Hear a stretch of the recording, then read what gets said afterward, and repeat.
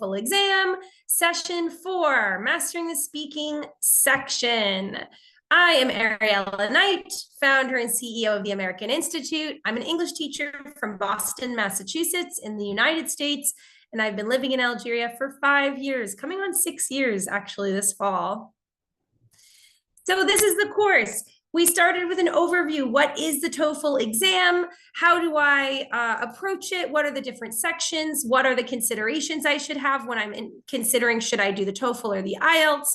Then we have the 4 main sections of the TOEFL: reading, listening, speaking, and writing. And last, we're going to wrap up with a full recap. So if you missed one of the sessions, just make sure you're there for the recap and you'll get the goodies from each section, as well as a discussion of the most important thing you can focus on if you want to get a good score in the TOEFL, which is time management.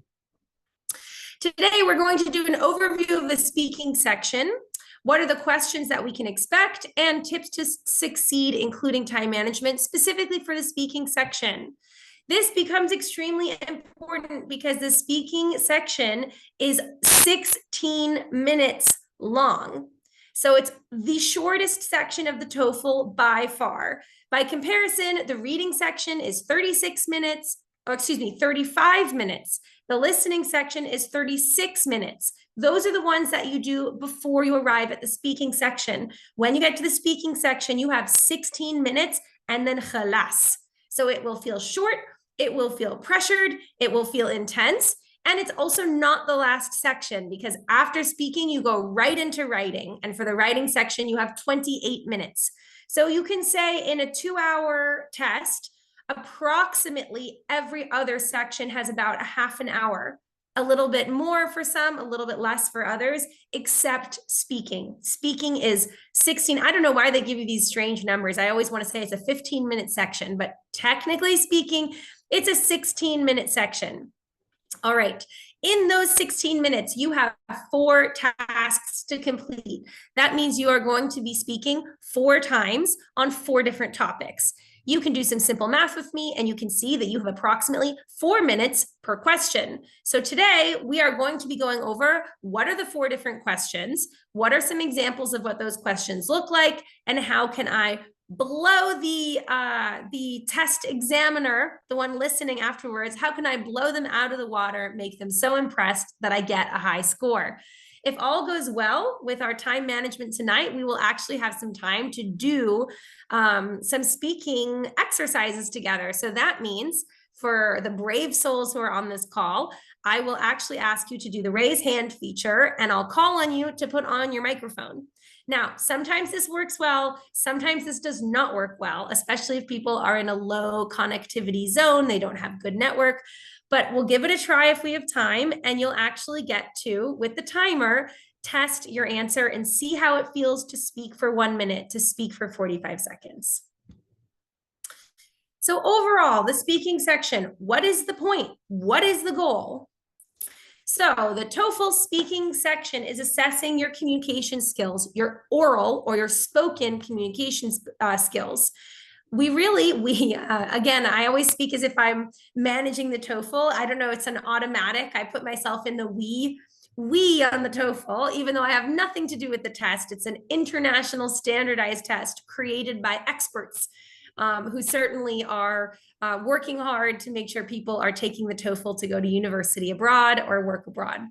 So the TOEFL examiners want to check for 2 spoken English skills. They want to check that you have the ability to speak English effectively in academic settings, and they want to check that you have the ability to speak English effectively in real life situations. So what you will find in your 4 speaking questions is approximately, I want to say half and half. 50% are real life situations, 50% are academic. However, in reality, it's 3 questions are in academic settings.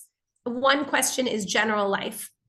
However, one of the questions in an academic setting is more casual. So it's a little bit of a real life conversation, but on a university campus.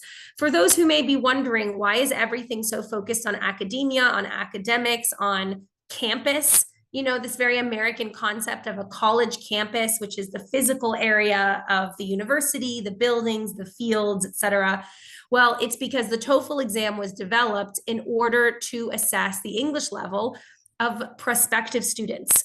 So students from Germany, Algeria, China, India, Argentina, Japan, I don't know where, if they're accepted to study in English at a university in the US, because the TOEFL was developed in the United States, even though now it's accepted everywhere, the university worked with the TOEFL examiners to create a test to make sure the students coming in had a high enough ability in English that they could not only survive, but they could actually participate academically. They could understand what's going on.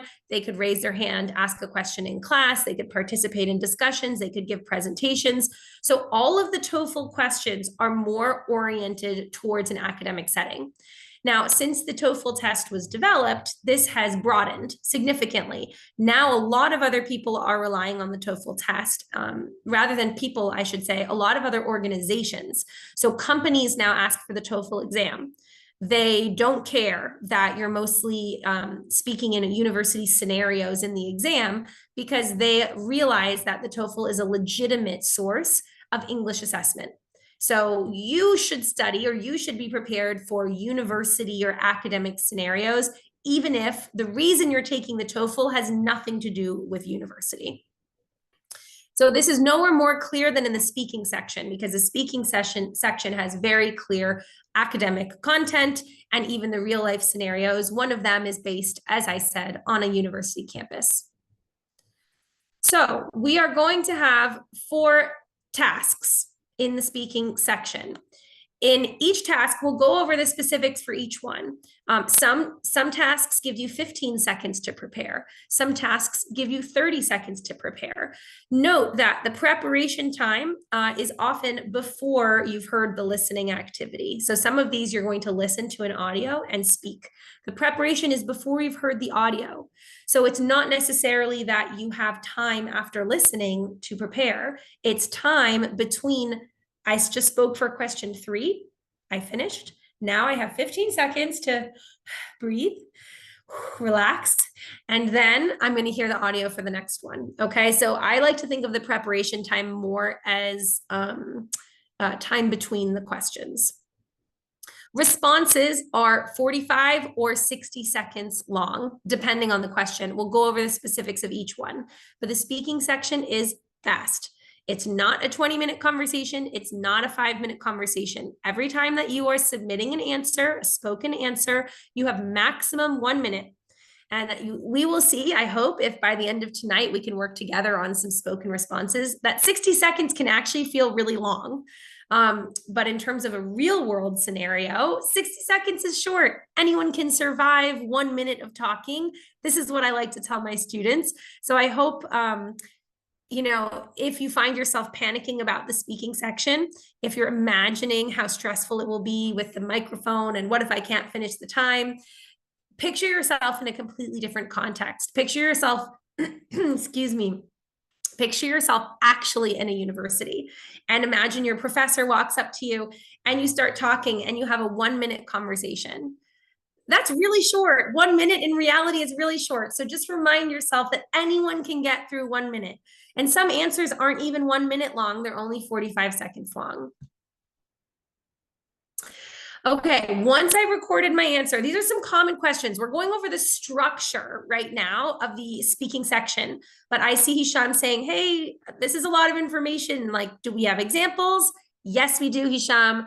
All we're going to do tonight is go over the exact types of questions and do examples together, okay? But first, this is general about the speaking section. In general, you're going to have 15 to 30 seconds of preparation time before each response. In general, you'll get 45 to 60 seconds long. And a general question I hear a lot once I record my answer, can I go back and change it? What if I say something wrong? What if I sort of panic and freak out? And the answer is no, you are not able to go back and change your spoken answer on the TOEFL. Once I recorded my answer, can I listen to it? And the answer is no, you cannot listen to it either. So it's one shot. You have 16 minutes. You have one shot to get what you need out and record it into the system. It can be stressful. I understand. And this is why we prepare. So you're going to hear me use a few different words when I talk about the tasks. Normally, I wouldn't introduce this vocabulary. I'd say just ignore it and study for the task. This is technical. But I want you to know these words because when you're looking online and you're doing your own test prep online, maybe through the official test prep website, and then maybe through working with friends, you're going to run into these terms a lot. Not only in the speaking section, also in the writing section, and that's it. The writing and the speaking section have what's called integrated tasks. So what is the difference between an independent task and an integrated task? So an integrated task is a task that integrates more than one language competency. So it integrates more than just speaking. It will also add listening, or it will add reading. Okay, so integrated means it's going to have more than one skill tested. So in the speaking part of the TOEFL, an integrated task is one where you read a question and you listen to responses. Usually it's responses or comments, and then you have to talk about what you read and what you heard. So it's actually assessing both your reading ability, your listening ability, and your speaking ability all in one question. So even though you're technically in the speaking section of the test, you are being assessed more or less on 3 different skills. That's an integrated task. Then we have in the speaking section, we have one task that's considered an independent task. This means it's only on one skill. You're reading a question and you're talking about it. And the independent task is also the only one that's focused on your personal experience. It's the only one where you're actually giving an opinion. You're using opinion, I think, I feel, I believe, I prefer. That is personal language about how you feel about a situation. Whereas the integrated tasks are measuring how well you've understood information that you got in more than one format.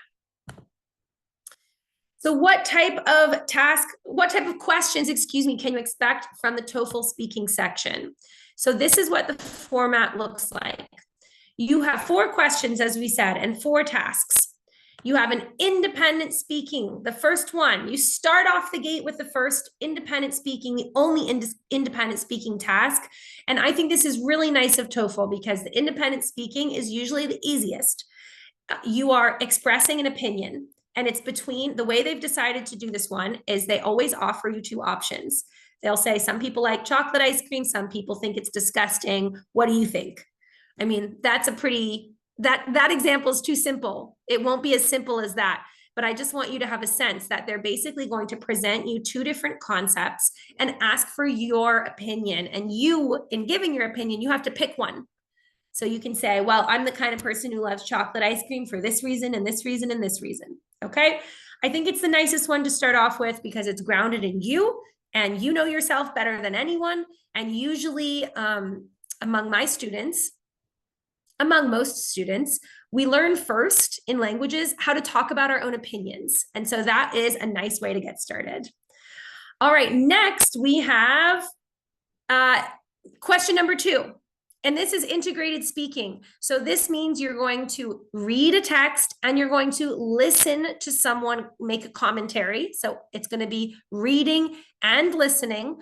And then you're going to have to talk about what is it they said.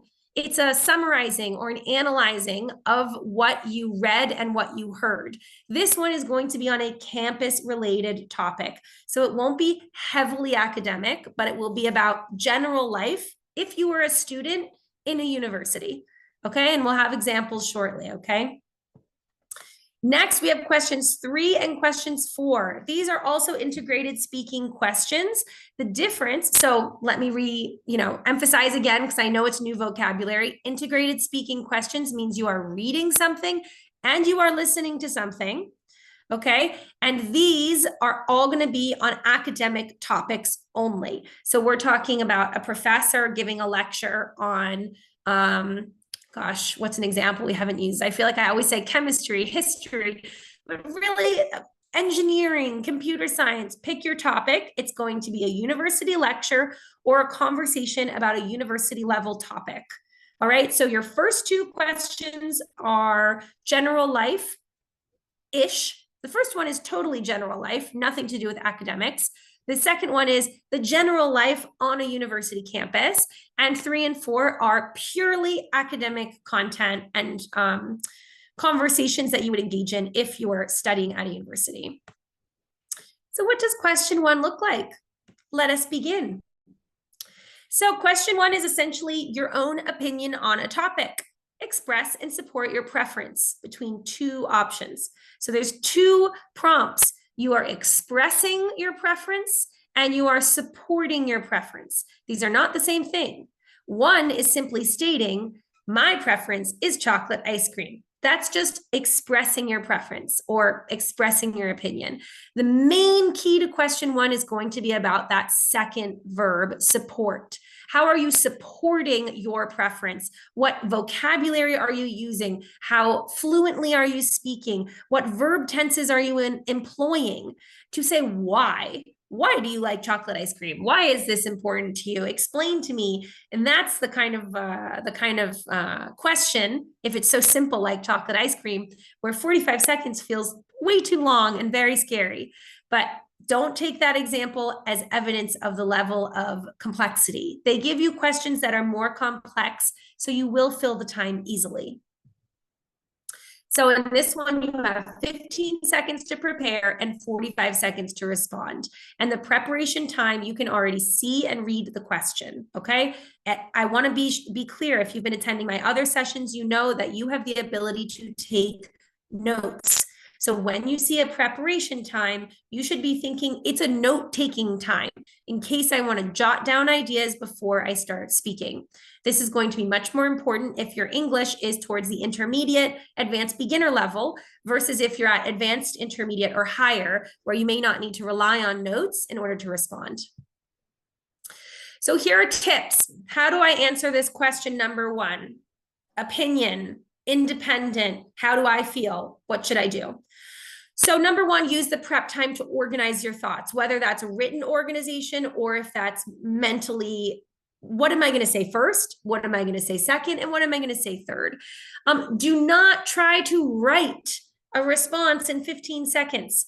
They will notice. It's very noticeable. Written English and spoken English are completely different. You probably know this. When you listen to someone read a document out loud, it's very clear that it was a written document. Someone who's speaking is going to have what we call filler words. In fact, I just used a filler word when I said okay, so the examiners are expecting filler words. That's fine. Now I'm very aware of my filler words.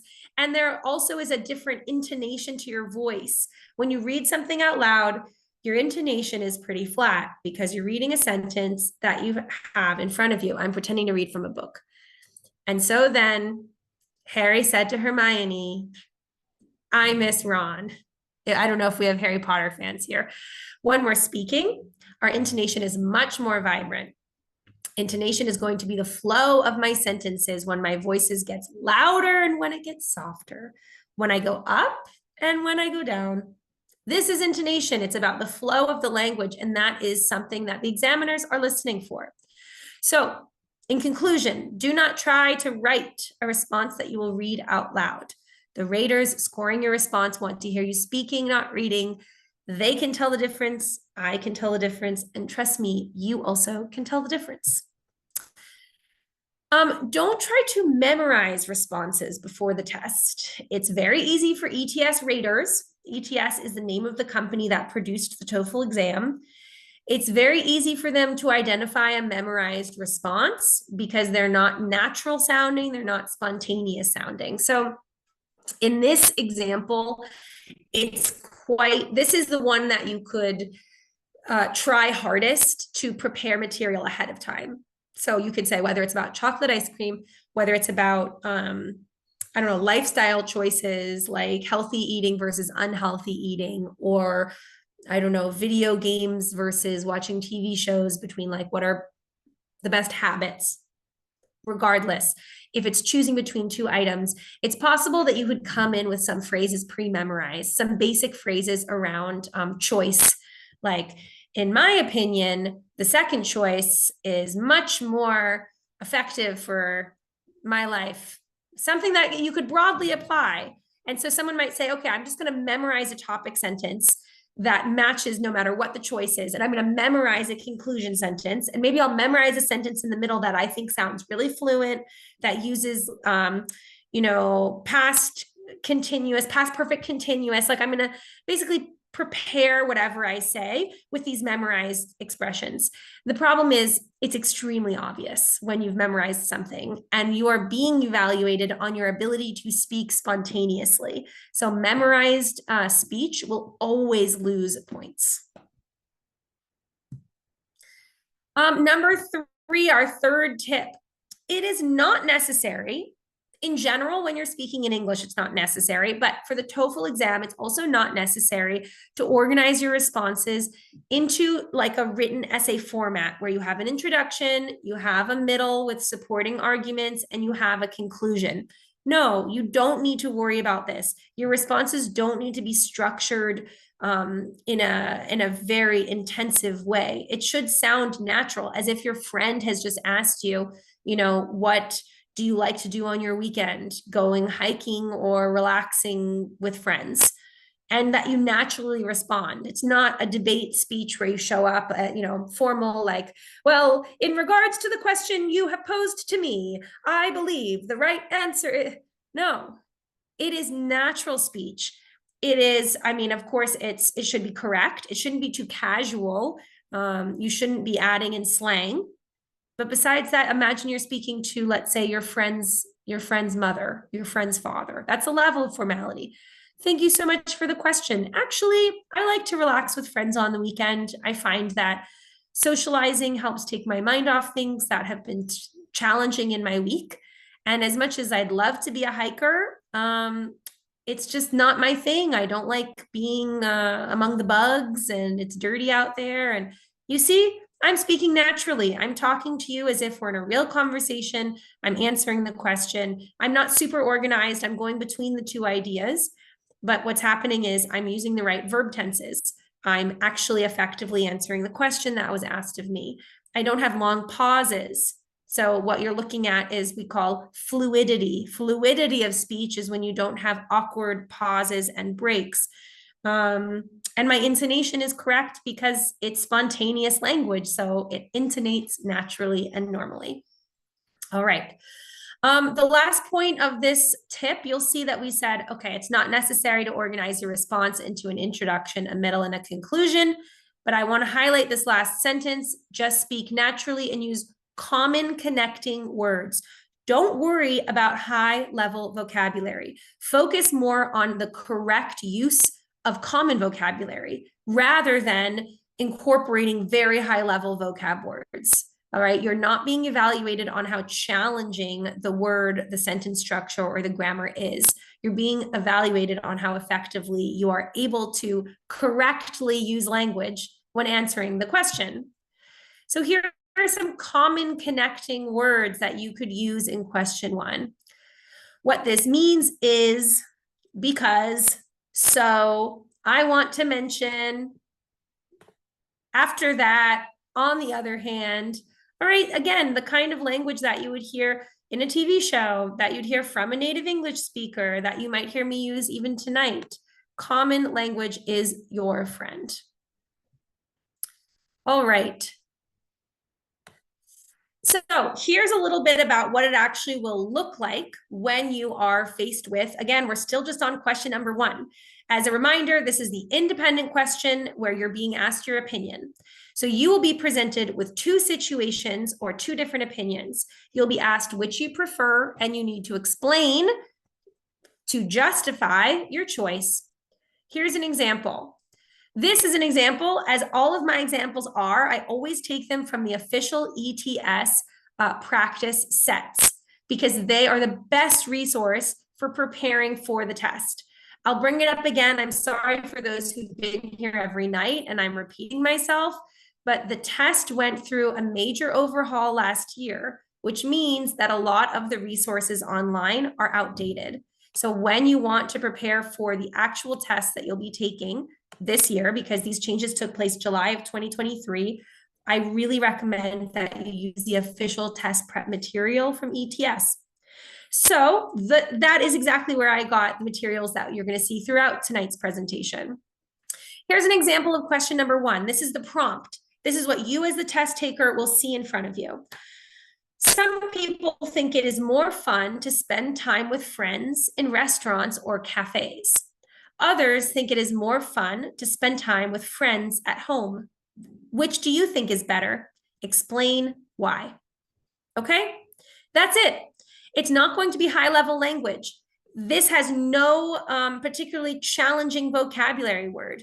In fact, the point of this, or the point of the words that they have selected, is so that it will be appropriate for someone who's at an advanced beginner level who's taking the TOEFL, and it will also be appropriate for someone who's at an advanced level taking the TOEFL, because both of those levels can speak to this question. Their responses will have different levels. They will show different levels of sophistication in language use, but anyone from advanced beginner to advanced will likely, ideally, if they're a real advanced beginner, will be able to understand the question and have something to say in response. Tell me in the chat, what do you think? Is this harder than you were expecting for a spoken question? Easier? Are you surprised? Because this is the prompt. That you'll see this prompt, you'll have 15 seconds, and then you get to spend 45 seconds responding. Some people think it's more fun to spend time with friends in restaurants or cafes, and others think it is more fun to spend time with friends at home. Which do you think is better? Is it easy? Is it hard? I'm not seeing any answers in the chat. Maybe, okay, because Salah said it's medium. Maybe because it's not easy and it's not hard. It's definitely, you know, even when the prompt itself is easy, it doesn't mean that answering the prompt will be easy, right? So even if this prompt is easy to understand, coming up with a nice answer in correct English is still going to be challenging. So I see a range of answers. It's pretty good. It's not that easy. It's fine. It's fair. All right, so I'm hoping that some of you are feeling relaxed, like, I could answer this. I wouldn't be panicked if I'm in the testing center and I see this. All right, that's really what I'm hoping. I'm hoping the response to get is this is really the response I was hoping to get from you. All right, we're gonna go on to question 2. But before I go on to question 2, I want to show you the summary again of all the questions so I don't lose you. So as we said, we're doing a speaking section. It is 16 minutes only, 4 minutes therefore per question. And that includes the time to prepare, to listen, to respond, okay? We've just gone over question 1. Question 1 is about your opinion. Once you've submitted that, that's the last time you're going to be giving your opinion on something. Next, we're largely summarizing or analyzing material that we're receiving. So we're moving on to question 2. This is an integrated question, and it's going to be about a campus-related topic. Let us continue. All right, question 2. So this is essentially explaining a campus situation using a listening and a reading passage. So this is the order that is going to happen. You're going to first be confronted with a passage that you can read. Okay, so you get your time to read through a passage. By passage, it's paragraph. It's not a page. It's not multiple paragraphs. It's one paragraph. And I have an example coming up shortly so you can see it. Then you're going to listen to an audio. The audio will be related to what you read, but it's not the same. So I want to be clear on this. When you hear the person speaking, it's not that they're reading aloud what you just read. It's that they are responding to it in some way. Maybe it's someone who is debating what you read. Maybe it's someone having a conversation similar to what you read. But the entire point of this question is they want to assess if you have understood the relationship between the written and the listening. So in some way, these two are going to be interacting. So here we are reading and listening, and then you get your 30 seconds of prep time. This is when you're going to take notes. This is when you're going to reflect. I mean, you can also take notes while you're reading and while you're listening, but you have your 30 seconds to make sure that you are prepared to speak. And then you have a full minute. So whereas you only had 45 seconds for question 1, you have a full 60 seconds of response time for question 2. So in question 2, you will be asked the final question to you, the one that after you've read and after you've listened, you get a question. You will be asked to discuss how the person from the listening passage's opinion, so the person from the listening passage, so the person you were listening to, how does their opinion relate to the issues presented in the reading passage? So that's exactly what I was saying. You will be asked to connect what you read and what you heard. You are essentially summarizing and combining information from 2 sources. That is what the TOEFL has decided to assess you on. Are you able to summarize and combine information from 2 different sources that you received in 2 different ways? Because you got that information from reading something and from listening to something, just to make it extra hard. Here are some tips. When you are speaking, in this section in particular, you want to make sure to not speak too quickly because it may make it difficult for the reader to understand you. So I know you'll say to me, Ariella, doesn't this tip apply to every section? This is true. Yes, it does. However, for some reason, in question number 2, I was reading a lot that people tend to speak very fast because it's the first time that they're confronted with an integrated task. And what they may try to do is repeat a lot of the information that they read and a lot of information that they heard. So there is an instinct sometimes to speak really quickly and just say a lot of words. This is what I read. I read this, and then I read this, and I read this, and the listening person said this. That is not what they are assessing you on. They're not assessing on your ability to regurgitate what you heard and what you read, especially not if when you're speaking so quickly, they're not even able to assess you, okay? Number 2 tip for this question, please listen carefully to the speaker's reasons for agreeing or disagreeing agreeing or disagreeing with the points made in the reading. Okay, because you are analyzing the relationship between the listening section and the reading section. So when you're doing the listening, you really want to hear them comment directly on the reading. The listener, the person speaking who you're listening to may say something like, I really disagree with Professor so-and-so's opinion on X, Y, and Z. That's the most important part because you need to understand the dynamic between these 2 components. And then number 3, make sure you summarize the opinion of the speaker in your answer. Again, we want to have a summary of the general perspective or the opinion of the person that you just listened to. We don't just want you saying out loud everything that you heard. So now I'm actually going to stop sharing because I want to show you an example of what this looks like. These, since they are integrated tasks, they don't fit into a PowerPoint slide.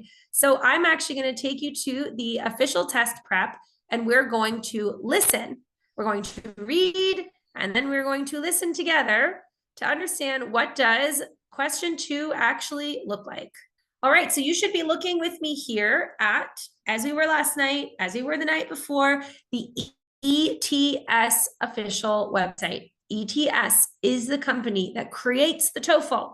This is the first place you should be going to when you want to do practice tests.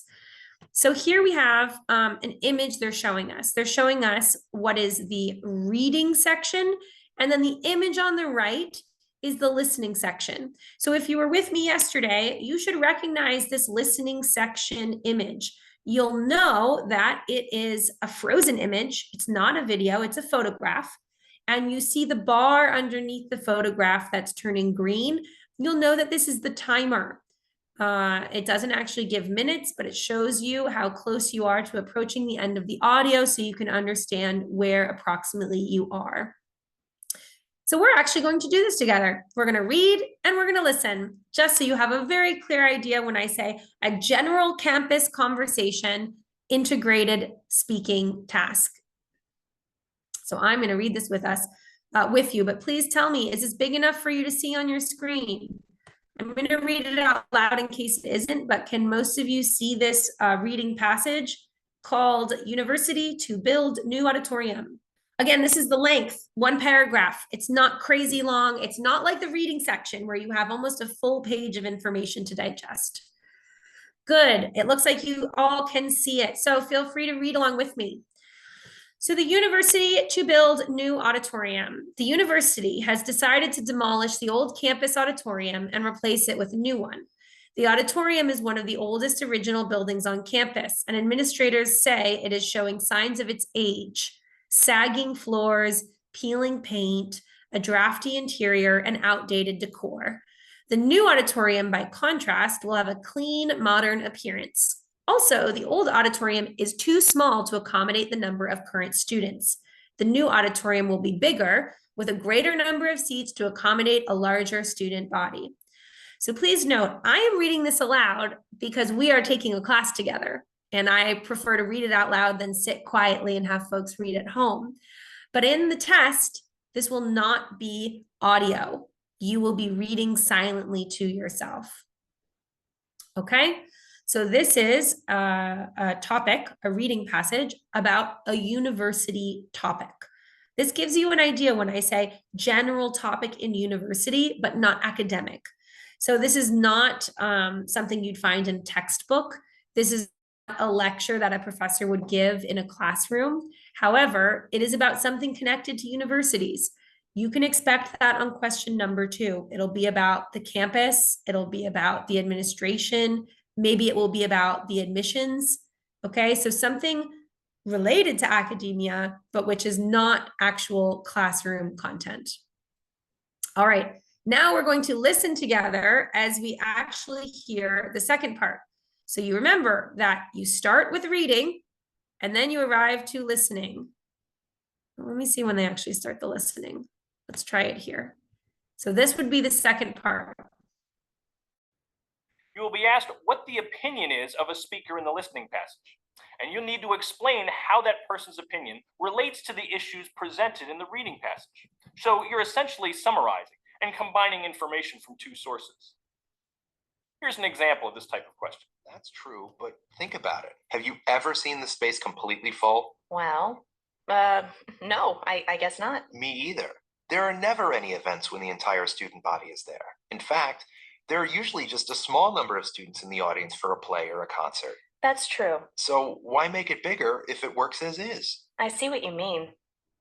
The man expresses his opinion of the university's plan. State his opinion and explain the reasons he gives for holding that opinion. So we're going to work on this together, not through speaking, not yet, but just through writing. This is an example of question 2. Can you tell me, what is the university's plan? What is the university's plan that the question is referring to? The man expresses his opinion of the university's plan. Based on what we read, based on what you heard, what is the plan?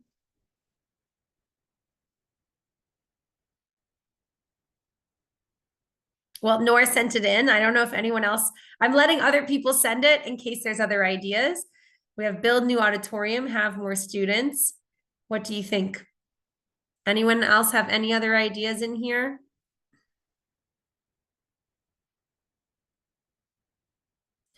Essentially, the university's plan is to build a new auditorium. The auditorium is a theater. This is where we go when we watch performances, presentations. Sometimes they have sort of like sports games, other things happening in an auditorium. Not sports, I should say, rather competitions, games, debate competitions. Okay, so this is all about building a bigger auditorium. That is the plan. If we go back here, you can even see the plan is listed in the title, University to Build New Auditorium. And then we have a conversation between 2 people. I think we can assume that they are students. And what does the man say about the plan? Does he like the plan? Is he saying, yes, we really need a new auditorium. It's a great idea. No. What does he say? Who remembers? Then I'll play it again. We'll listen to it a second time.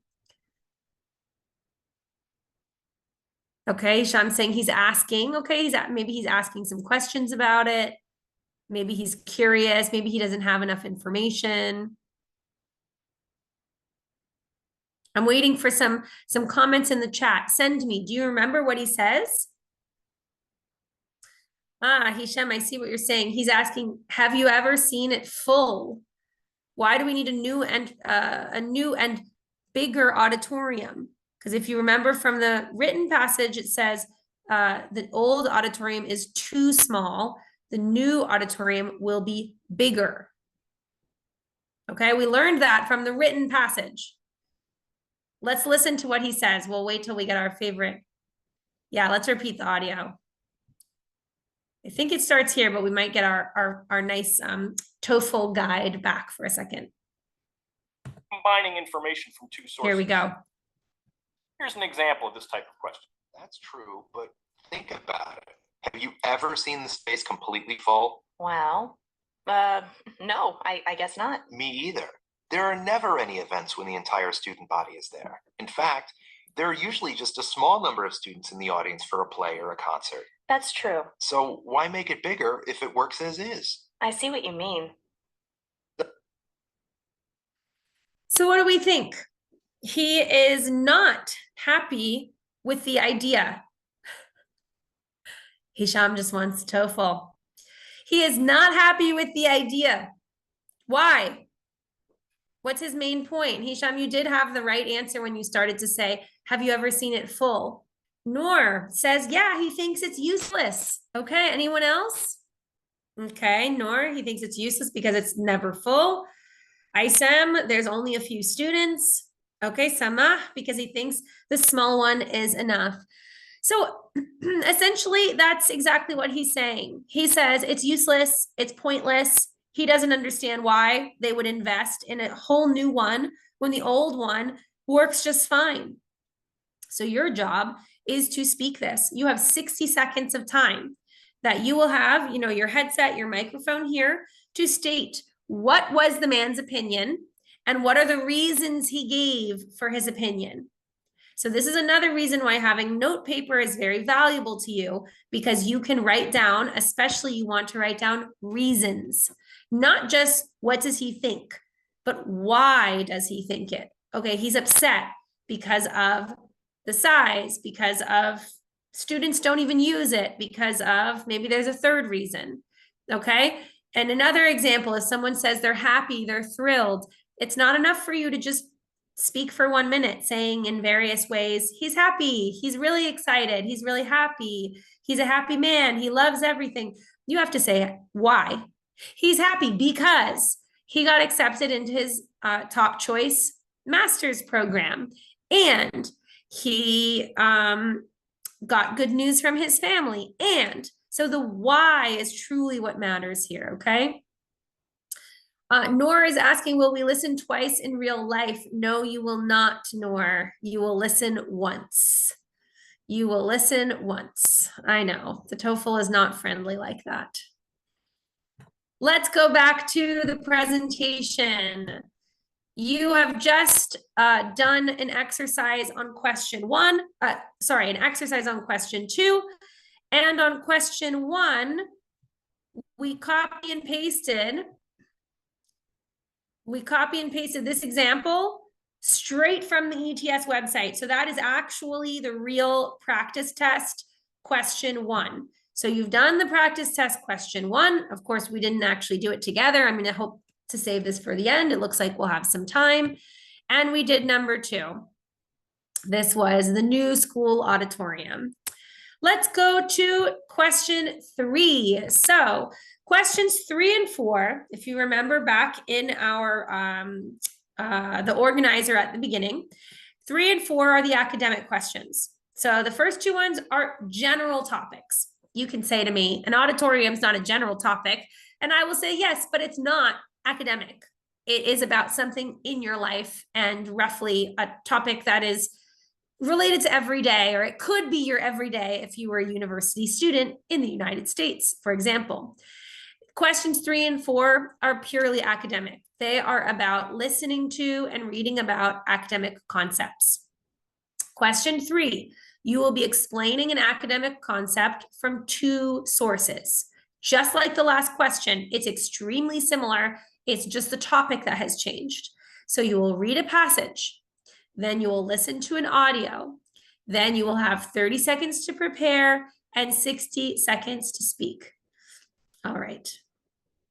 Here is an example of the text that you will be reading. This is also taken from the ETS website. We just moved the text part over here to the presentation before we'll go back to the website for the audio. So just as before, I'll read this aloud, but note that in the exam, this will not be read out loud. This will be something you need to read quietly. So here's the text passage. The title is Flow. Pay attention to the title. The title of the last one also helped us. It helped us understand the main point. This title, Flow, we know that flow is the main point of the whole question.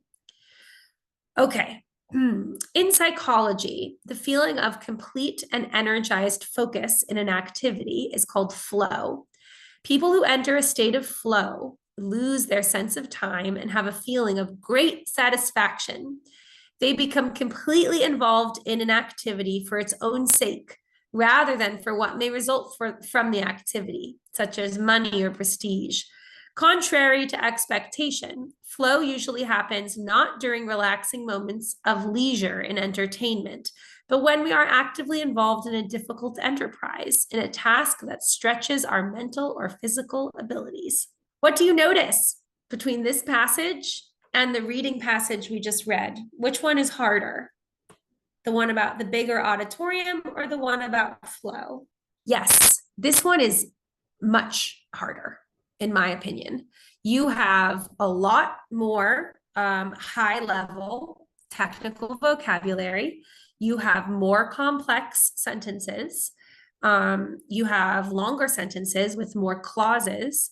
So let me check your understanding of this before we move on. There's a sentence number 3. They become completely involved in an activity for its own sake. What does this mean? Who knows what this means, for its own sake?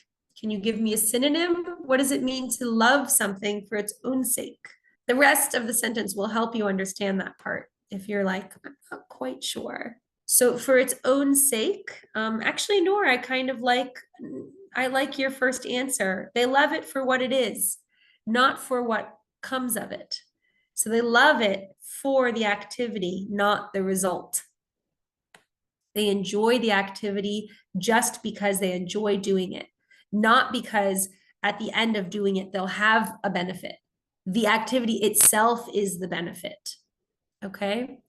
That's why they say they become involved in the activity for its own sake rather than for what may result from the activity, such as money or prestige.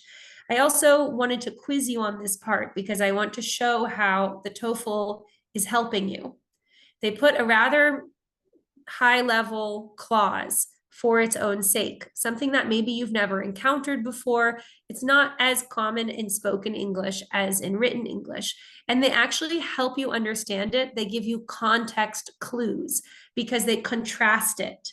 The word rather than is showing a contrast. One possibility is to be involved for its own sake. Maybe we don't know what it means. But the other possibility is to be involved based on the result. So even if you don't understand the clause, you can say it's something that is the opposite of the end goal. What is the opposite of the end goal? Maybe it's the beginning or the middle. It's the doing, not what comes after. Okay. Then we have contrary to expectation. Who can tell me what contrary means? Isam is saying it's a comparison, but Isam, I think you were talking about the rather than. I would call it a contrast. Okay, it is a contrast. And in fact, contrast is similar to what we're talking about now, which is contrary to. Voila, thank you. Salah Sama Manel telling me it means opposite. Contrary, opposite from expectations. So we know that people think flow happens during relaxing moments, but in fact, it happens in difficult moments when we're in tasks. involved in tasks, when we're at work, when we're solving a really hard university homework problem, when we're doing our thesis. That's when we're hitting a state of flow, not when we're dancing, daydreaming, etc. All right. Let's go to the audio for this section. Hi. These videos are great, by the way. This is all about how to prepare for the speaking section. I mean, you have this kind of funny man who will talk to you, but not so dissimilar from me talking to you on the other side of a screen, explaining to you how everything works. So let's go and get to question 3. So you can see behind our man, who I've frozen in a funny position, the passage on flow. Okay, so he's talking about it. Now, just like in question number 2, we're going to listen to the audio. I think it starts probably around here. Let's try. I remember passing by a classroom early. Let's go back a little bit from here. This is the reading portion, and next we'll hear the audio. The listening passage will be from part of a lecture about the same topic as the reading passage. I think this will help you get a picture of what your textbook is describing. In the lecture, you will hear details about an example of the term or concept. Last year, I remember passing by a classroom early one morning just as he was leaving, and he looked terrible. His clothes were all rumpled, and he looked like he hadn't slept all night. And I asked if he was okay. I was surprised when he said that he never felt better, that he was totally happy. He had spent the entire night in the classroom working on a mathematics puzzle. He didn't stop to eat dinner. He didn't stop to sleep. So he worked furiously all night and covered the blackboards in the classroom with equations and numbers, and never realized that time was passing by. Then, when you answer the question, you will speak about how the example supports or illustrates the term or concept, like in this question about flow. All right. So that is the audio that accompanies. So we have our professor in front of us. As this nice gentleman is telling us, I don't know his name, your job is essentially to summarize how the listening passage supports or provides an example for the written passage. So you can see that the question, and in fact, let's go back to the slide because we have the question in a bigger format there. The question is, explain flow and how the concept used by the professor illustrates the concept, how the example used by the professor illustrates the concept. And you will have 60 seconds to do it. Tell me, do you think you would be able to do this based off of the reading and the listening, knowing that I helped you out a little bit with the reading? We examined hard vocabulary, we found synonyms, we took our time more than you would have in the actual test. So tell me, what are some things that you would say? Isam is saying when you're in a flow situation, you don't feel what's happening around you. Sama says, no problem, I think I could do this. So maybe we can save this one for the end because I'm happy to have your typed answers, but what would be even better would be to have your spoken answers. In 60 seconds, what is flow? Explain flow, what you just read about, this new concept from psychology. Maybe it's not new, it's not totally unusual, it's something that we can relate to. And then instead of talking about your own experience, instead of talking about your own opinion, your task is to explain how the example from the listening section illustrated the concept. So you have to show that you understood the connection between the professor's example and the reading passage. I have here something from Mehdi. Flow is doing something you want to do without regard to money or time. And it's often a difficult activity, not something you do while relaxing. Well, Mehdi, I would challenge you on this in one regard, which flow is not the action of doing something. Flow is a state of mind that happens when you do something. That's the difference. Flow is not the action. Flow is the state that you enter into when you're doing certain actions. Awesome. Let's keep going. And at the end, I'd love to invite some folks, some brave folks who want to try to answer the question in 60 seconds. But actually, I see that we're a little bit behind schedule. We still have to go over the grading. How are they going to assess you? I'm sure you're asking that. What are the kinds of things they're going to be asking me? So some tips for question 3. So please be assured, this is true for every section. But I know this panic happens when we get to the academic style questions, but no, you don't need any prior knowledge in a specific field. You don't. So this example was from psychology. You don't need to be a psychologist. You don't need to have any knowledge about psychology or any background.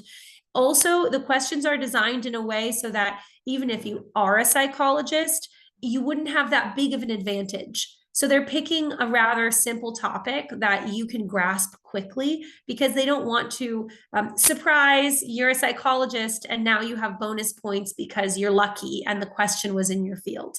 No, the idea is that they're taking from fields, but they're making it accessible enough that there's no advantage if you've heard of the topic beforehand. I suppose the biggest advantage would be confidence.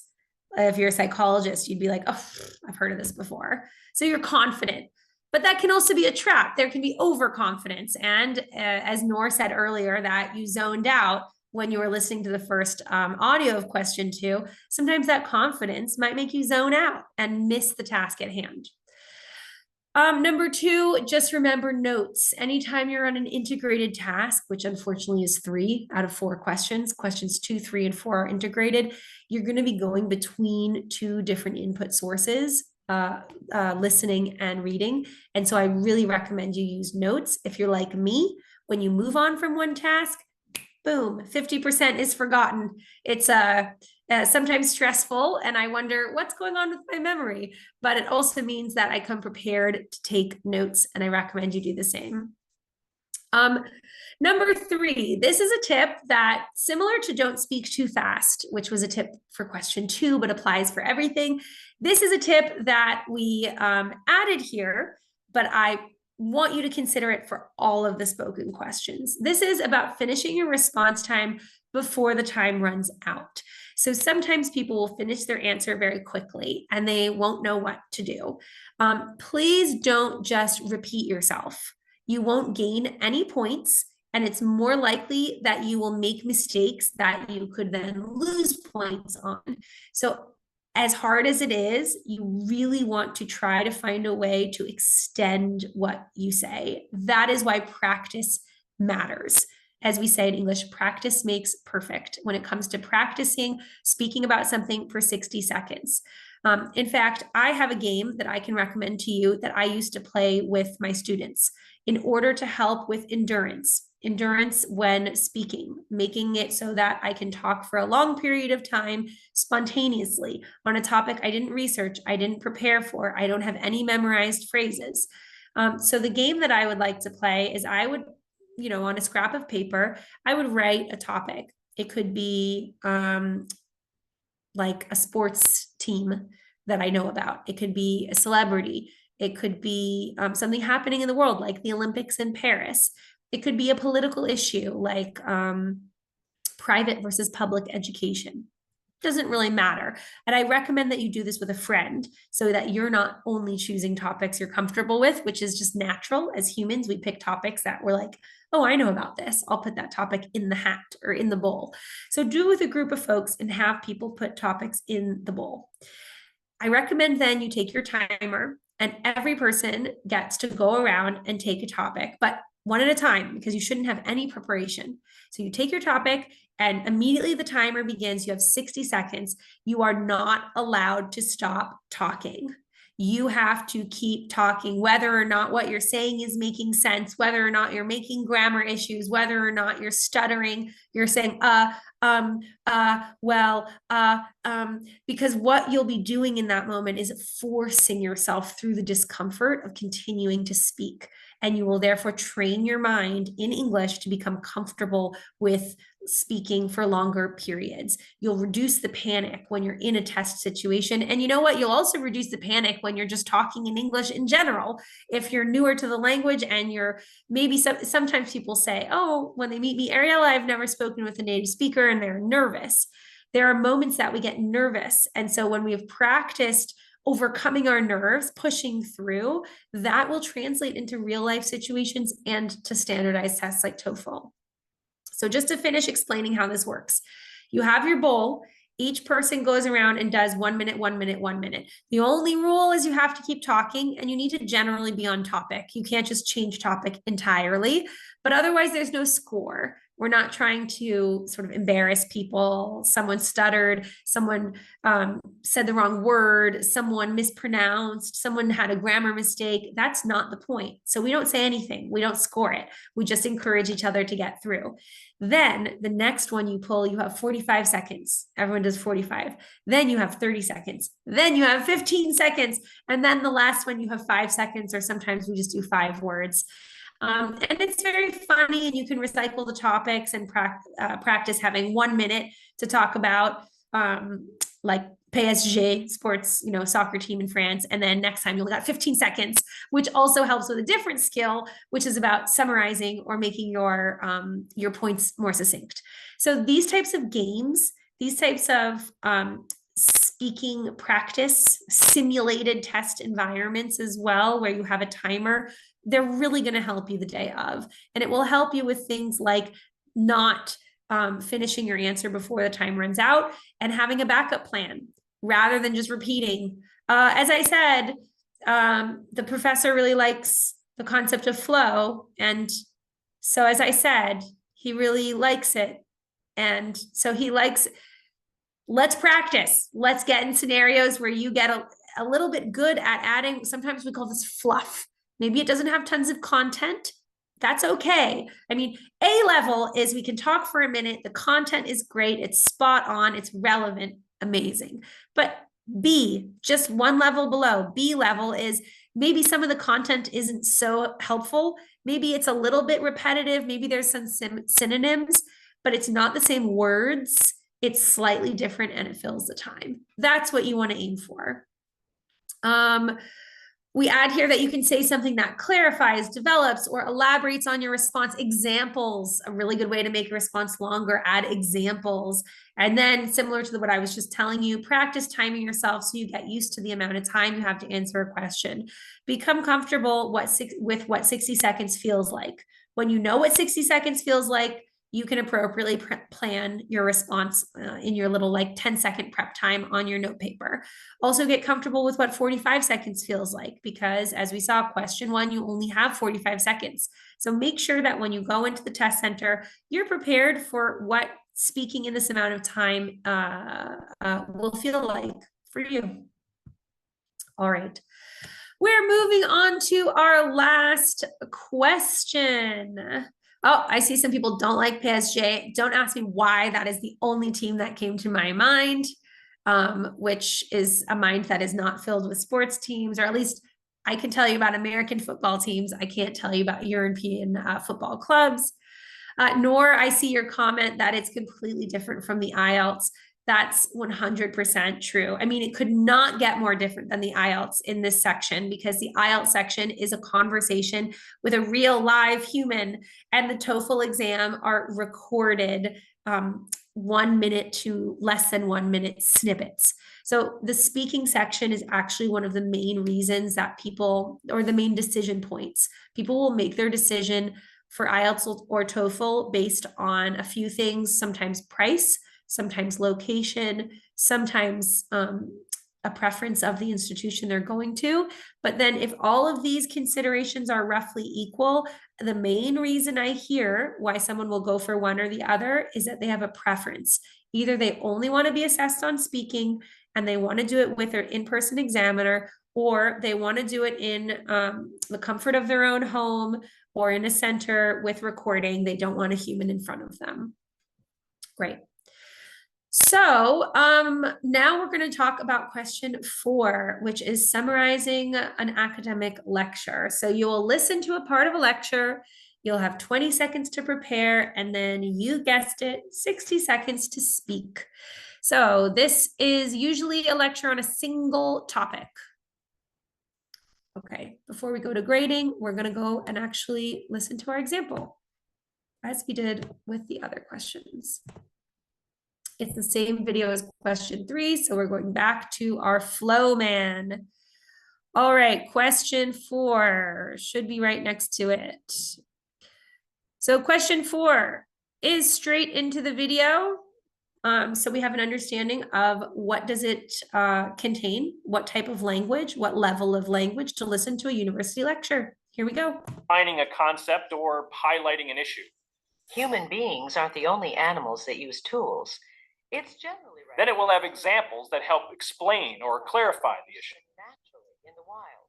And in fact, there are 2 competing definitions. A narrow definition.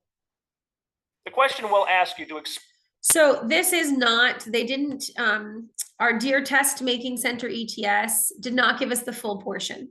They're showing you, if you're observing the bar on the bottom, they're showing you the very beginning. You can see the green is like maybe 1/10 in, and then they jump pretty quickly to 2/3 in. So the main takeaway here is I want you to hear the cadence of her speech. That's about how fast she's speaking, how clear it is to hear. And if you heard what he was saying, the questions that they're going to be asking you about here are essentially checking that you're able to understand the main points and the examples that are used. So this one I would say is probably the most detail oriented, making sure that you are able to listen to the lecture for detail to the point that you can reproduce it in a spoken response. So I don't know I think maybe it was too fast and too short at the beginning, but the university professor was talking about how humans are not the only animals that use tools. And then our dear friend, Mr. ETS with glasses, cut us off and said, now she's going to give examples. So we didn't hear the examples, but we can imagine that she's going to give a lecture about different animals that also use tools.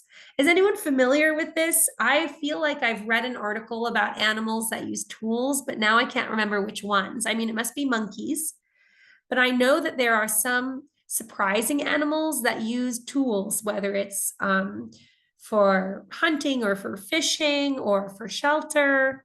I don't know if we have anyone in the chat who's seen these videos as well. I think there's a fish that sort of carries a stick and knocks it against a shell to eat mussels or to eat snails. So it's I see, Hisham, I see your point, like the opinion of are humans animals? Yeah, you might see things in the test that don't align with the way that you think. And so you'll be required to use your critical thinking skills to say, okay, in the opinion of the teacher, what is she talking about? What is her main point? And what are the different definitions? Nora is saying ants. I guess that's true. I mean, they're using tools to construct their underground nests. Crows. All right, interesting. So the reason I'm asking, not just because I love to chat with you guys and I want to see if you have cool ideas about animals, is to show you that in the university lecture portion, it's not going to be a topic so distant that you've never heard of it. It will be something that you can grasp, not easily, but also not so challenging. Again, I'm trying to calm everyone down when they see academic content, university lecture. Yes, the language will be university level, the speed and the vocabulary, university level, but they're not picking quantum physics for the topic at hand. All right, let's go back. So these are the 4 different questions that you're going to get. And just to remember a little bit about where we are, or where we will be at this point, is by the time you get to question 4, it's only been 12 minutes. This is happening very, very quickly. So once you've finished all 16 minutes, we've finished As a summary, I'll go through it. Question 1, a personal opinion or preference between two choices that you justify. Your opinion must be justified. Question 2, a reading passage and a listening excerpt about something on a campus. This was the auditorium example. Question 3, a reading passage and a listening excerpt from a university textbook and a university classroom, where you will be asked to comment on the relationship. What examples did the professor say about what you were reading? Sometimes they'll ask about their opinion. Does the professor or does the student agree with the topic that you read about? And then 4, that we just saw, which is a university lecture that's really going to be a bit more detail oriented, asking you to talk about the main points or the main supporting examples in the lecture. So I think by the end of the speaking section, you will be tired. You will have had to hyper focus, maybe get into a state of flow in that hyper focus. And I want to make sure that as you are speaking and as you're preparing for the speaking section, you know what elements you're going to be assessed on. There's 4 categories that your test takers are assessing you on. And you'll notice in the other sections, we didn't talk about assessment rubrics or assessment. That's because they are all multiple choice questions. There's a right answer. When you are getting to the speaking section, and we'll see tomorrow with the writing section, that's when we move into assessment rubrics, because you will have a human listening to your answers and scoring them. So, general description, this is the name of the first section they're assessing. Essentially, they want to make sure that you have understood the question, you're answering in a way that is coherent. They understand what you're trying to say. It's relatively organized, it's not completely chaotic, and you have elaboration and detail. So this sentence you see in front of you, this is to get top marks. If you want to get top marks, which for any reason, if you're curious, is 4 points, you need to have clear coherence, clear organization, thorough elaboration, and thorough detail. But you can get all the way from 4, or a score of 3 where you're most of the way, a score of 2 where you're halfway, a score of 1 where there's nothing working for them. Next, they are looking at delivery. So again, you're looking at a list here, and this is to get a 4. To get a 4, your speech needs to be clear and fluid with good pronunciation. So clear, that is about enunciation. You can hear and understand the words because I'm saying them clearly. If I were going to start talking like this, it would be very hard to understand me. I'm not emphasizing. What I was just doing was trying to take the end off every word. I said, if I were just talking like this, it would be hard to understand me. Another way of not being clear, rather than missing the end of words, is mumbling. Well, if my tongue was my mouth really small, it's hard to know. Okay, I know I look ridiculous, but if the examiner is unable to understand you based on the way you're speaking, you will get points off. Fluid.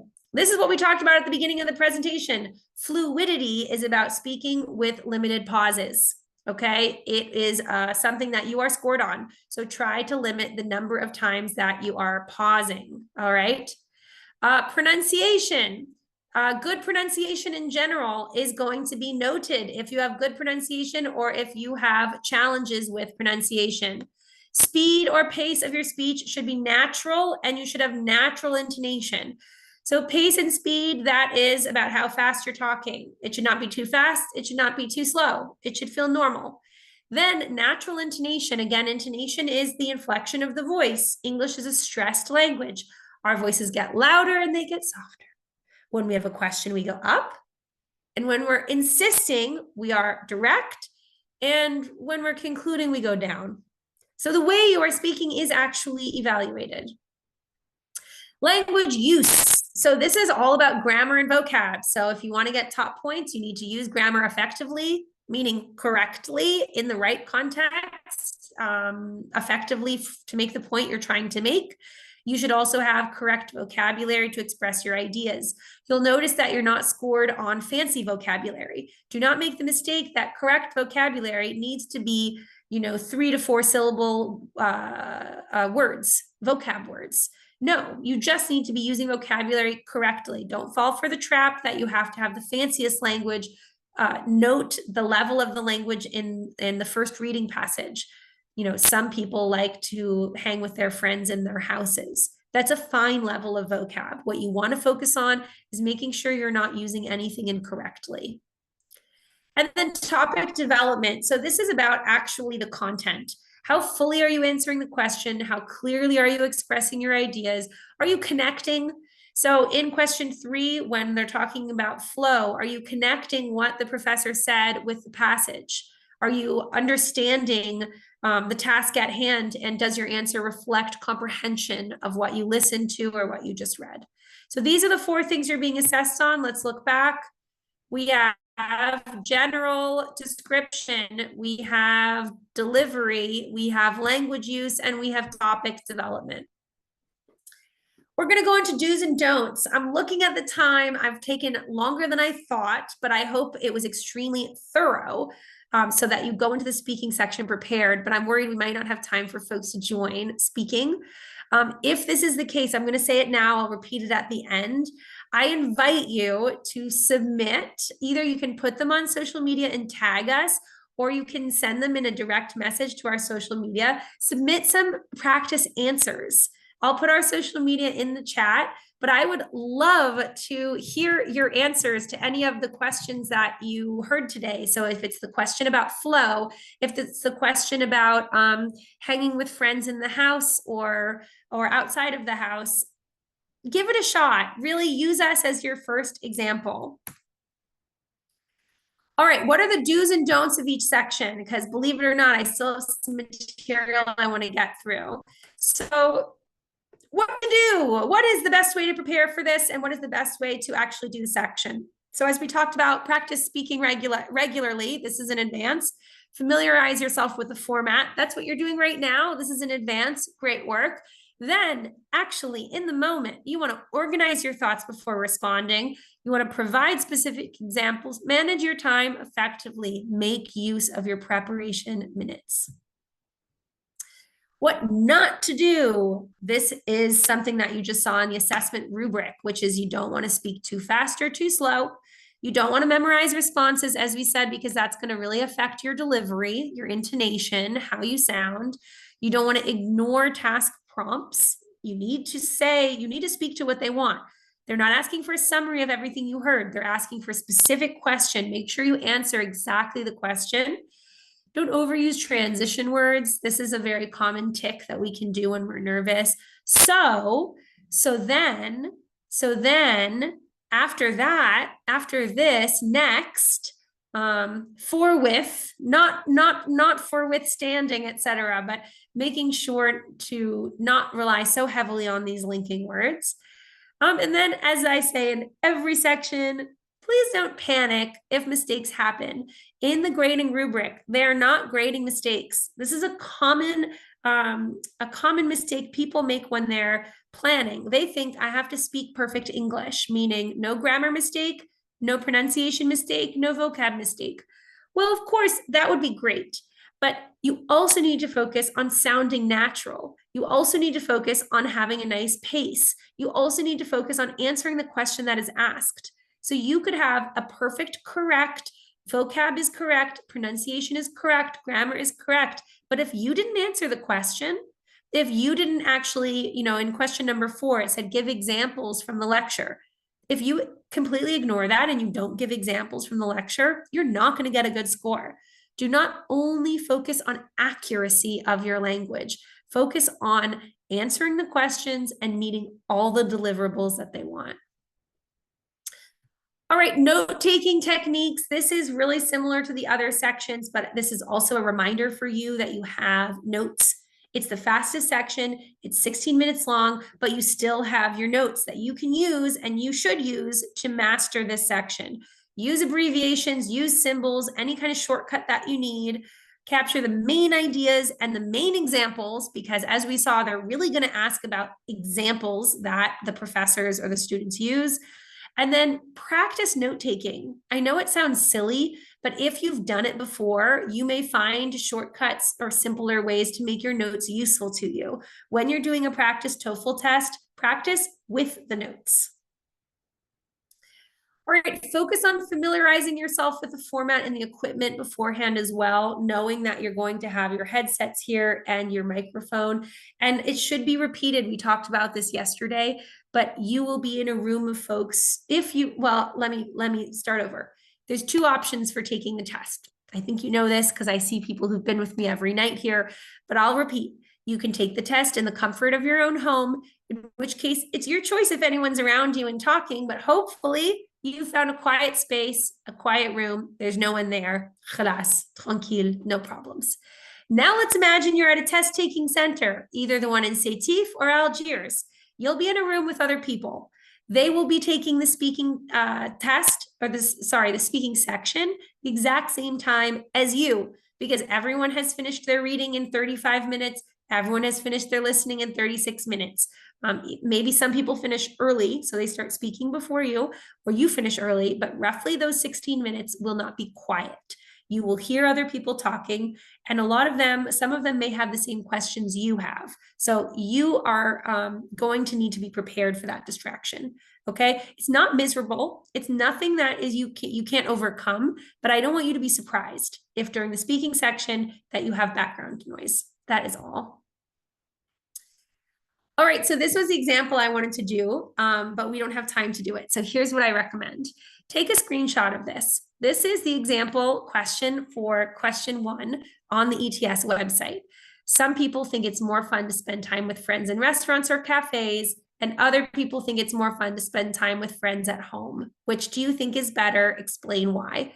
This, you have 45 seconds to answer. I challenge you, as soon as we hang up, which is just going to be in a minute, I challenge you to record a 45-second response to this and send it to the American Institute Instagram. You can direct message, or if you're so bold, put it on your story and tag us, and I will endeavor to provide some responses, letting you know what I thought you did well, what I think you should work on, whether it's delivery, whether it's language use, but let this be your motivation to do your first example, all right? Your first practice, excuse me. All right, so I'm looking to see if we have any questions. Mostly I see that folks are connecting in the WhatsApp group. I'm really happy to see that. Amazing. I love that you have a group. Great. I see someone saying, is her electricity going to die? Who is that? Munir. Thank you. The power did not go out tonight. I'm very happy. I shouldn't jinx it, but we're right here at 11:30. I'm going to close with additional resources for you. Feel free to screenshot. These are all various websites that can help with speaking. Some are about finding speaking partners. Some are speaking resources. Take a screenshot. Happy practicing. And I will see you tomorrow. Tomorrow is going to be about the writing section. We have 2 more nights together in our intensive sessions. So if you've been with me this whole time, I'm enjoying it. I hope you're enjoying it. I'm learning your names on the screen. So if you ever see me in real life, you have to introduce yourself. I'm Munir. I'm Salah. Noor. I know Noor when I see you next. Mehdi, Manel.